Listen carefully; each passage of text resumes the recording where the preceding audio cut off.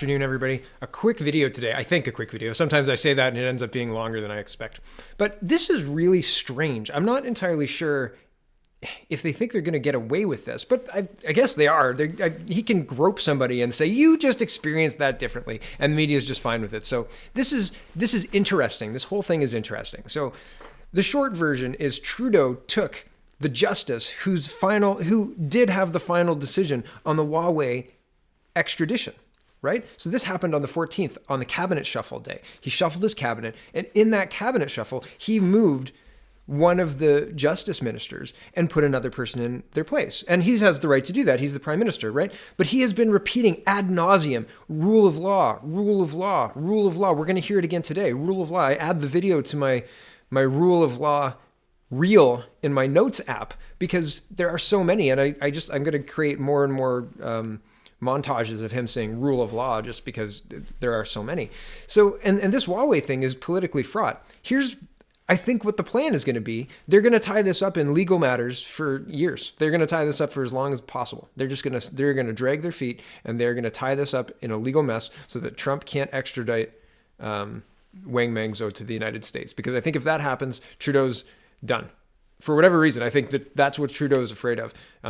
Either China pulls the trigger on something or Trump pulls the trigger on something. But I think Trudeau is afraid to let the extradition happen. And in order to stop it happening, he is going to try and run down the clock. He's hoping that Trump loses in 2020 and that there is speculation in one of the articles that I point out here that says we could tie this up all the way to the Supreme Court. So I was like, wow, they're gonna seriously tie this up all the way to the Supreme Court, and oh yeah, they are. So if you don't know what's going on, I'm gonna bring you up to speed. Here we go. CTV News reporting: Huawei executive has strong argument to avoid extradition to U.S. McCallum, and that means extradition is the United States agreeing with Canada that we're going to send a prisoner down to them. That's what extradition is, just in case you're not sure. Okay. Toronto, Canada's ambassador to China, said a top Chinese executive has a strong case to avoid extradition to the United States. In remarks, one of his predecessors said, were mind-boggling. Ambassador John McCallum told Chinese language media in Markham, Ontario on Tuesday that Huawei executive Meng Wanzhou has, quote, quite a good argument, including, quote, political involvement by comments from Donald Trump on her case. I scroll down.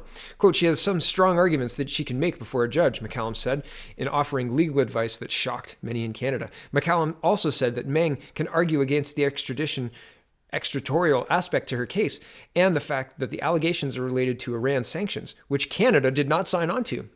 If she is extradited to the U.S., the ambassador said, quote, that would not be a happy outcome. And that would take years before it happens because she would have the right to appeal all the way to the Supreme Court of Canada. McCallum said the U.S. could make a deal with China in which it would no longer seek her extradition, or a Canadian judge could decide she doesn't have to be extradited. Ooh. The case has severely damaged Beijing's relations with Ottawa. China detained former Canadian diplomat Michael Korvich and Canadian entrepreneur Michael Spavor. Sorry about your name. Sorry about mispronouncing your name. On December 10th, in an apparent attempt to pressure Canada to release Meng. Her arrest has also infuriated China's president.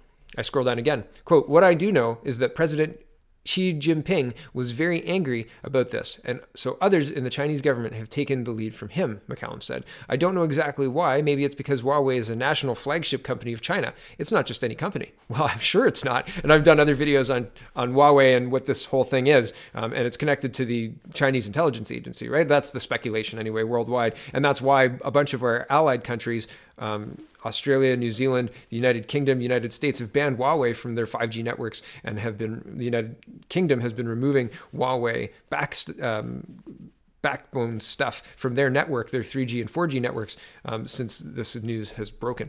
So back to the article. David Mulrooney, Canada's former ambassador to China, called Malcolm's remarks mind-boggling. Mulrooney said giving advice to a judge is completely inappropriate when the government has been saying that Meng's extradition is up to judicial authorities. Okay, so this is Justin Trudeau today, and hold on.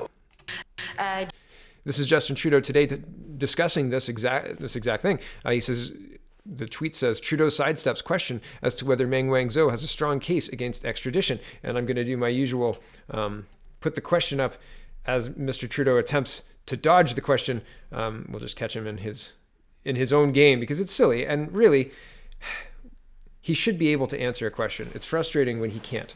And so here is our question box. And here is Justin Trudeau on rule of law. Do you agree with your ambassador to China that Ms. Meng has a strong case against extradition? We have always highlighted that Canada is a country of the rule of law, and we will make sure that the rule of law is properly and fully followed. That, of course, includes the opportunity for her to mount a strong defense. That is part of our justice system, and we are going to apply that justice system in its integrity as all Canadians, and indeed as people around the world, expect us to do as a country. We are a country of the rule of law. We will stay grounded in that at the same time as we advocate and engage in serious efforts to support the Canadians who have been arbitrarily detained in China. So do you agree that she does have a strong case? I think part of the strength of our justice system is people get to mount their own defense, and I know she will do that. We will ensure as a government and as a country that all the rules and the independence of our justice system is properly defended and properly supported. So dodges the question, doesn't answer the question at all, and just smiles like he did. You know, he didn't answer the question. Do you think there's a strong case? Our system is wonderful and great. So here's the Mr. Scheer calling McCallum's comments unacceptable, and I'm just showing you this is Canada. This is the CBC reporting. Canada's ambassador to China says Meng has strong defense to fight extradition. Mr. Scheer says. Conservative leader Andrew Scheer said it was, quote, completely unacceptable for McCallum, a former minister in Trudeau's government before he was appointed Canadian envoy in Beijing, to insert himself into a legal process that is playing out in a BC court. And McCallum writes for like editorials and stuff, so that's quite interesting. And finally here, Trudeau taps 2 rookies and moves 3 ministers in cabinet shakeup. So in this rule of law country, we have... These are old highlights, so that kind of what messed me up. Sorry about that, everybody. But here's the important part. It says newcomers take Justice New Rural Development's role. And it says replacing Wilson Raybould as Canada's new Justice Minister and Attorney General is Quebec's MP David Lametti, who has been serving as a parliamentary secretary for innovation. Lametti, who in his new position will have the final decision on the extradition of Huawei executive Meng Wanzhou, said he wouldn't comment on the case, given that he has yet to be briefed and because of his potential involvement in the future, but asserted that Canada is a rule of law country and that he will respect that. So they're all beating the same drum. This guy, Mr. Trudeau, is saying we're a rule of law country while simultaneously moving a judge and slandering her in the paper. If you read these articles about the cabinet shuffle, then you will see that they talk very poorly about the former Justice Wilson Raybould, saying that she was underperforming and planting the seed that she was moved out of the position for reasons that she deserved to be moved out of the position. And they're burying the lead. This guy has the final say on the Huawei thing, and you're shuffling the cabinet now while trying to say this isn't political? Come on, Mr. Trudeau. Come on. I see through this, right? And I'm an amateur. I'm just sitting here watching, and China's watching you, and you're barely staying above water, right? But I'm telling you, you're transparent. We see through you. You're trying to A, drag your feet so you don't actually have to deal with Trump in this. And B, trying to signal desperately to China, because he's not talking to Canada here. In this little article or this little conversation, he's not talking to Canada. He's signaling to China, we are going to tie this up in courts forever.